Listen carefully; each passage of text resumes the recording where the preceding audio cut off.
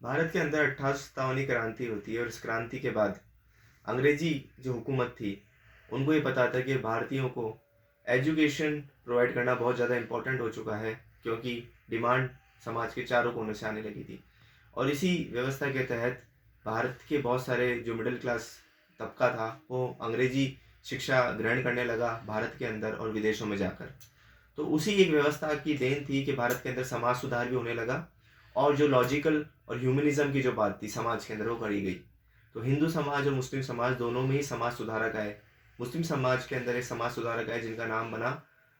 Sir Syed Ahmad Khan, जिन्होंने 1875 के अंदर मुस्लिम कॉलेज की स्थापना करी। ये जो 1875 के अंदर मुस्लिम कॉलेज की स्थापना करी थी उसको 1920 के अंदर अंग्रेजी हुकूमत ने एक एक्ट में कन्वर्ट कर दिया। तो 1920 के अंदर अलीगढ़ मुस्लिम यूनिवर्सिटी एक्ट लाया गया। उसी के आसपास 1915 के अंदर बनारस हिंदी यूनिवर्सिटी एक्ट लाया गया था और 1925 के अंदर सिखों की जो गुरुद्वारा प्रबंधन कमेटी थी उसके अंदर भी कुछ संशोधन किए गए अंग्रेजी हुकूमत के द्वारा। 1920 के अंदर जो सेंट्रल एक्ट लाया गया था ब्रिटिश हुकूमत के द्वारा अलीगढ़ मुस्लिम यूनिवर्सिटी के अंदर, उसमें गवर्नर जनरल को पावर दिए गए कि वो कुछ मेंबर्स को अपॉइंट कर सकता है एएमयू काउंसिल के अंदर। जब भारत आज़ाद हुआ और भारत का संविधान लिखा गया तो 1951 के अंदर गवर्नर जनरल की जो प्लेस थी वो भारत के राष्ट्रपति ने ले ली। तो अब ये जो नाम 1951 के अंदर एक अमेंडमेंट लाया गया और गवर्नर जनरल का जो नाम था वो राष्ट्रपति के नाम से चेंज कर दिया गया 1951 के अंदर। और भारत का संविधान जब लागू हो चुका था तो आर्टिकल 31 के अंदर माइनॉरिटी इंस्टीट्यूशन को कुछ राइट्स दिए गए हैं एडमिनिस्टर करने के और एस्टेब्लिशमेंट करने के माइनॉरिटीज इंस्टीट्यूशन को।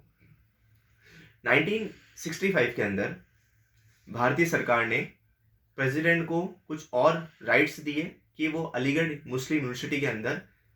मेंबर्स को अपॉइंट कर सके। अलीगढ़ मुस्लिम यूनिवर्सिटी के अंदर मेंबर्स को अपॉइंट करने का पावर दिया गया भारतीय सरकार के द्वारा।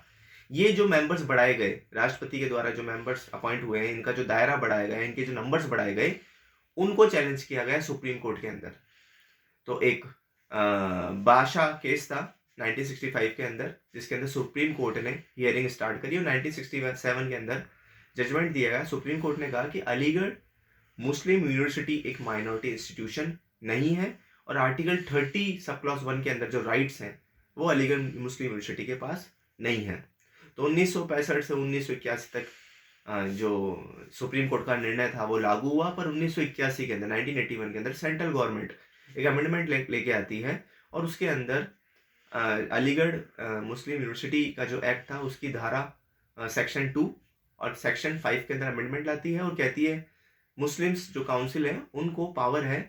एडमिनिस्टर करने का अलीगढ़ मुस्लिम यूनिवर्सिटी को। तो कहीं ना कहीं अलीगढ़ मुस्लिम यूनिवर्सिटी का जो पावर बढ़ाया गया और सर्वोच्च न्यायालय का जो 1965 का जजमेंट था उसको ओवर रूल करने की कोशिश करी गई, पर ये जो कोशिश थी आधी अधूरी थी। और 2005 के अंदर एएमयू ने पोस्ट ग्रेजुएट लेवल पर 50% सीट आरक्षित कर दी मुस्लिम समुदाय के लिए, जिसको सुप्रीम कोर्ट में चैलेंज किया गया और इलाहाबाद हाईकोर्ट के अंदर चैलेंज किया गया और 2006 के अंदर इलाहाबाद हाईकोर्ट ने कहा कि जो 50% आरक्षण की व्यवस्था है मुस्लिम्स के लिए एएमयू के अंदर ये अनकॉन्स्टिट्यूशनल है, क्योंकि जो 1965 का सुप्रीम कोर्ट का जजमेंट है उसके अंदर सुप्रीम कोर्ट ने साफ साफ कहा है कि अलीगढ़ मुस्लिम यूनिवर्सिटी एक माइनॉरिटी इंस्टीट्यूशन नहीं है। और इलाहाबाद हाईकोर्ट ने यह भी कहा कि 1981 के अंदर सेंट्रल गवर्नमेंट ने जो अमेंडमेंट लेके आई है और जो एडमिनिस्टर का पावर एस्टेब्लिशमेंट का जो पावर दिया गया है एएमयू को, वो भी ये व्यवस्था को क्रिएट नहीं कर सकता कि आप मुस्लिम्स के लिए एएमयू के अंदर 50% जो आरक्षण की व्यवस्था क्रिएट कर सको। तो ये जो एएमयू का स्टेटस था ये थोड़ा अटका रहा और 2006 के अंदर सेंट्रल गवर्नमेंट और कुछ पार्टीज वापस सुप्रीम कोर्ट में गई और कहा कि जो इलाहाबाद जो हाई कोर्ट का डिसीजन है वो सही नहीं है और जो 1981 के अंदर जो सेंट्रल गवर्नमेंट एक अमेंडमेंट लेके आई थी जिसमें एएमयू को कुछ पावर दिए गए थे वो सही है। तो 2006 के अंदर सेंट्रल गवर्नमेंट सुप्रीम कोर्ट में गई। तो 2006 से 16 तक सुप्रीम कोर्ट में इसकी हियरिंग हुई, पर इस पर कोई कंक्रीट स्टेप नहीं उठ चुका और एएमयू का जो स्टेटस था एक माइनॉरिटी के रूप में वो अद्धर झूल में ही रहा। 2016 के अंदर एनडीए गवर्नमेंट आई और उन्होंने बोला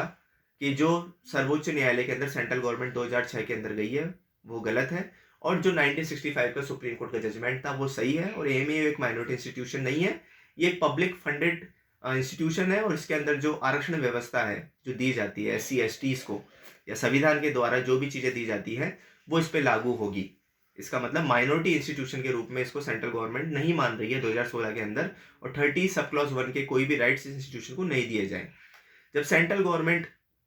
2016 के अंदर इस पिटीशन को वापस ले रही थी, तो सेंट्रल गवर्नमेंट जब 2016 को पिटीशन वापस ले रही थी तो कुछ पार्टीज इस पिटीशन को वापस लेने के अगेंस्ट में सुप्रीम कोर्ट गए,